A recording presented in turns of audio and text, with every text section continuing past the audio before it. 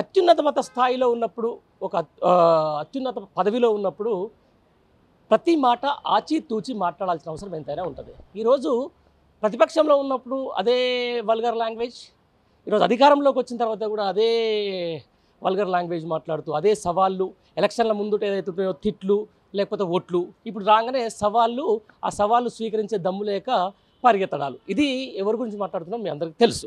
అయితే ఈ రోజుకు సంబంధించిన దాంట్లో రాష్ట్ర ముఖ్యమంత్రి హోదాలో ఉన్నటువంటి రేవంత్ రెడ్డి గారు విసురుతున్న సవాళ్ళను మాత్రం జనాల మాత్రం ఒక అసలు ఏం జరుగుతుందనే అంశానికి సంబంధించి ఒక ఆసక్తికరంగానే మారింది. సవాలు విసరడం, దాన్ని స్వీకరించకుండా బయటికి పారిపోవడం. ఇదే విషయానికి మనతో మాట్లాడేందుకు బీఆర్ఎస్ పార్టీ సీనియర్ నేత రాకేష్ రెడ్డి గారు ఉంటూ ఉన్నారు. చెప్పండి, ఏంది ఈ సవాళ్ళు ఎన్ని రోజులు ఇట్లా?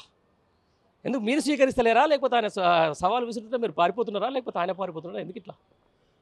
రాష్ట్ర క్యాబినెట్ మొత్తం పెట్టుకొని మొత్తం అక్కడ ఉన్నటువంటి మొత్తం క్యాబినెట్ మీటింగ్ పెట్టుకొని నెక్స్ట్ వచ్చేసి అక్కడ ఖర్గే గారి ముందట ఏం ఛాలెంజ్ చేసిండే అంటే తీసుమార్కు మొత్తం నాతో చర్చకు కేసీఆర్ వస్తాడా, కేటీఆర్ వస్తాడా, నరేంద్ర మోడీ వస్తాడా, కిషన్ రెడ్డి వస్తాడా?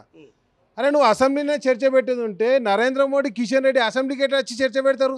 గా మాత్రం తెలివి లేనటువంటి ముఖ్యమంత్రి మనకు దొరికిండు. నేనేమంటున్నా అంటే మళ్ళీ నెక్స్ట్ వచ్చేసి అందుకు కేటీఆర్ గారు స్వీకరించారు. స్వీకరించి ఏమన్నారు, మీరు ఏడికి వస్తారు అని అన్నారు. అన్న తర్వాత ఆయన మాట్లాడే భాష ఏంది? మీడియా మిత్రులను పట్టుకొని, మీడియా ప్రెస్ క్లబ్ను పట్టుకొని దాని క్లబ్బులు పబ్బులు అంటాడా? అంటే అది క్లబ్బు పబ్బు లెక్క కనిపిస్తుందా నీకు? ఒక పాత్రికేయ విలువలు పాత్రికేయుల గురించి పెట్టినటువంటి మీటింగ్ను, పాత్రికేయుల సాక్షిగా పెట్టినటువంటి మీటింగ్ను నువ్వు అపహాస్యం చేసినావు. సరే పోనీ నువ్వెక్కడ పెడతావు చెప్పు? నువ్వు ఏడికి వస్తావు? ప్రతి ఒక్కదానికి నీకు ఏడికి రావాలి? ఫామ్ హౌస్గా సార్ ఇల్లది. నీ దమ్ముంటే, నీ ధైర్యం ఉంటే అసెంబ్లీలో ఈరోజు చర్చ పెట్టు. ఏ చర్చ పెట్టడానికి చేత కాదు. 2 దఫాలు నువ్వేదైతే రైతు బంధు ఎక్కొట్టినావు, అదేవిధంగా ఈరోజు మహిళలకు 2500 ఇస్తాను ఎక్కొట్టినావు, నువ్వు తులం బంగారం ఇస్తాను ఎక్కొట్టినావు. నువ్వు ఎక్కొట్టని ఏంది? మొన్నటి దాకా ఎలక్షన్ అప్పుడు దేవుళ్ళ చుట్టూ తిరిగినావు, దేవుళ్ళ మీద ఒట్లు పెట్టినావు, లేకపోతే తిట్లు తిడతావు. అంతే తప్పితే నేను చేసిన అభివృద్ధి గురించో, నేను చేసిన సంక్షేమం గురించో మాట్లాడు.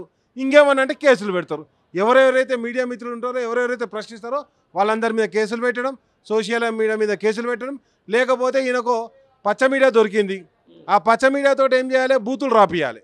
అరే ఒక్కటే చెప్తున్నా, మొన్న జరిగిన సంఘటన కూడా మేము స్పష్టంగా సమాధానం చెప్తున్నాం. మొన్న ఏదైతే మహా న్యూస్లో మా కేటీఆర్ గారి మీద, కేసీఆర్ గారి మీద ఇష్టం వచ్చినట్టు తమ్మునేలు పెట్టిర్రో వాటన్నిటికీ మేము నిరసన తెలియజేసినాం. ఒకవేళ పత్రికా స్వేచ్ఛ ఉంటే మీరు అన్నారు కేసులు పెట్టుకోర్రి, ప్రజాస్వామ్యబద్ధంగా ఓర్రి అన్నారు. అదే మాట నేను కూడా చెప్తున్నా. మేము నిరసన తెలియజేసినప్పుడు నీకు కూడా కేసులు పెట్టుకునే హక్కున్నది, ప్రజాస్వామ్యంగా పోయే హక్కున్నది, మీరు కూడా ప్రజాస్వామ్యంగా ఓర్రనే చెప్తున్నాం మేము. ఇదే విషయానికి సంబంధించి రైతులకు అన్యాయం చేసిన కేసీఆర్ 100 కొరట దెబ్బలు కొట్టాలని చెప్పేసి అంటున్నాడు. ఎట్లన్నా మరి? ఎవరు అన్యాయం చేశారు? అసలు దేశం మొత్తంలో రైతు బంధు పెట్టిందే కేసీఆర్, రైతు బీమా పెట్టిందే కేసీఆర్, అసలు కేసీఆర్ షాదీ ముబారక్, కళ్యాణ లక్ష్మి స్కీములు పెట్టిందే కేసీఆర్. కేసీఆర్ను పట్టుకొని రైతు వ్యతిరేక అంటే మరి కేసీఆర్ ఇచ్చిన ఇప్పుడు కేసీఆర్ ఇచ్చిన పైసలు కూడా నువ్వు ఇస్తలేవు కదా, నువ్వు ఎట్లా కొట్టినావు 2 దఫాలు? కాబట్టి నేనేమంటున్నాను, రైతు ద్రోహి అయినా, మహిళా ద్రోహి అయినా, లేకపోతే వృద్ధులకు, వికలాంగులకు పింఛన్ లేకుండా 4000 పింఛన్ లేకుండా ద్రోహం చేసేవాడైనా కానీ ఈ రాష్ట్రంలో కాంగ్రెస్ ప్రభుత్వం, రేవంత్ రెడ్డి ప్రభుత్వం అని చెప్పడం జరుగుతుందండి. అంతేనా? అంటే ఇప్పుడు ఈ సవాల్కు సంబంధించిన దాని మీద ఒకవేళ బీఆర్ఎస్ చీఫ్ ఎవరైతే కేసీఆర్ స్వీకరిస్తారా? ఒకటే చెప్తున్నాం, స్వీకరించడం ఆల్రెడీ జరిగిపోయింది. కేటీఆర్ గారు నేను సవాళ్ళను స్వీకరిస్తున్నాను, నువ్వు వేడికి రమ్మంటే నీ ప్యాలెస్ జూబ్లీహిల్స్ ప్యాలెస్కి రమ్మన్నా వస్తా అని చెప్పిండు. నువ్వు నీ ప్యాలెస్లో పెడతావా, లేకపోతే నీ అన్నదమ్ముల తిరుపతి ఏది సున్నం చెరువు ఒడ్డున్న తిరుపతి రెడ్డి ఇంట్లో పెడతావా, కొండల రెడ్డి ఇంట్లో పెడతావా, లేకపోతే నీ ఇంట్లో పెడతావా, ఏడ పెడతావా చెప్పు, మేము రానికి సిద్ధంగా ఉన్నాం.